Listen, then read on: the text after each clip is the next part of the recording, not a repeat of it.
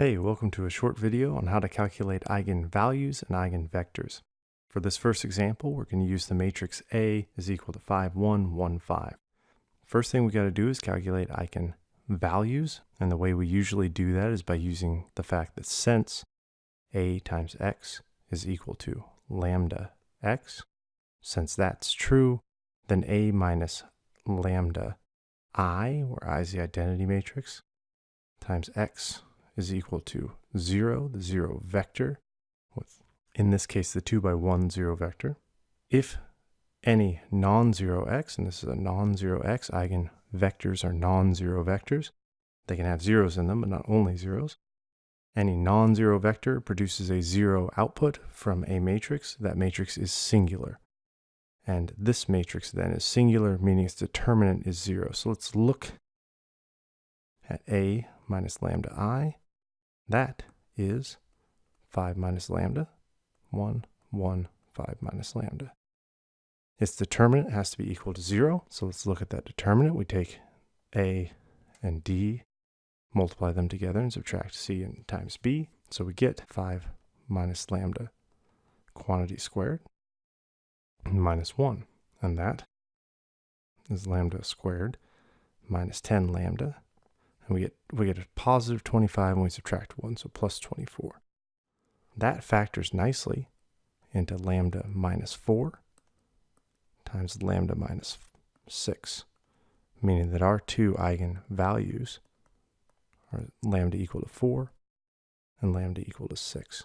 Now, let's see how to use that to find a couple of eigenvectors. Since lambda is equal to 4 and 6, those are the two eigenvalues. I'm going to take this and move it up here. We're going to remember that. We have two different ways of calculating an eigenvector. Since there are two eigenvalues, I'll show you both ways. You can use whichever one you prefer. There's no reason to do both except that I'm showing you examples. The first is to take this equation, ax is equal to lambda x, and just use it. The second one is to take the second equation, a minus lambda I x is equal to the 0 vector. The second is probably a little bit better just because you avoid a tiny bit of algebra, but either one's pretty doable. Let's take this first one first. We just write this down as a system of equations. So I say 5, 1, 1, 5 times x1 and x2 is equal to 4 times x1 and x2.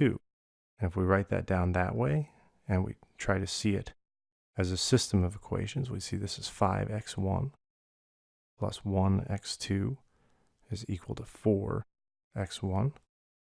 And the second one says 1x1 plus 5x2 is equal to 4x2. Now here's where that tiny bit of algebra comes in. We just want to make this as simple as possible. I see there are 4x1s over here. There's 5 of them there.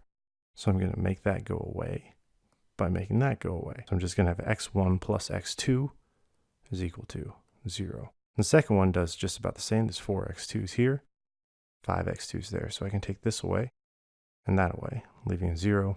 And both of these equations turn out to be the same thing. x1 plus x2 is equal to 0. Or in other words, x1 is equal to minus x2. Or if you prefer, x2 is equal to minus x1. So you'll note that's just a constraint. It doesn't tell you what the vector is. It just says that the second element has to be negative the first element. So you can pick pretty much anything you want, anything other than 0, because 0 and negative 0 is an uninteresting vector. So let's pick some vector. Let's call that v1. And I just like to pick stuff to be 1. So I would say 1 and minus 1, or minus 1 and 1. It doesn't matter. Those two are scalar multiples of each other, with that scalar being made negative 1.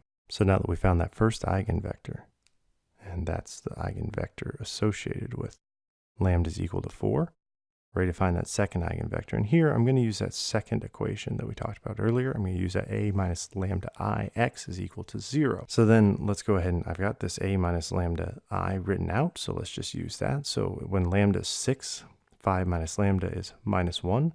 So this says that minus 1, 1, 1 minus 1, x1, x2 is equal to 0 and 0. Here's where I say you do a little tiny bit less algebra. because if you write this as a system of equations, you'll find out this just says minus x1 plus x2 is equal to 0. And this one on the left says x1 minus x2 is equal to 0. And however you want to look at this, these two equations are saying the same thing. X1 is equal to x2. So then we can define, as last time, we can choose whatever vector we think would be good. So let's go ahead and choose v2 to be the vector 1, 1. And if you want, you can feel free to take a and multiply it by 1, 1. You'll get 6, 6. That is 6 times the original eigenvector. And go ahead and multiply a by v1, this 1 minus 1. You'll see that first you'll get 5 minus 1, that'll be 4. And at the bottom you get 1 minus 5, which will be negative 4. It'll be 4, negative 4, which is in fact 4 times v1, as expected.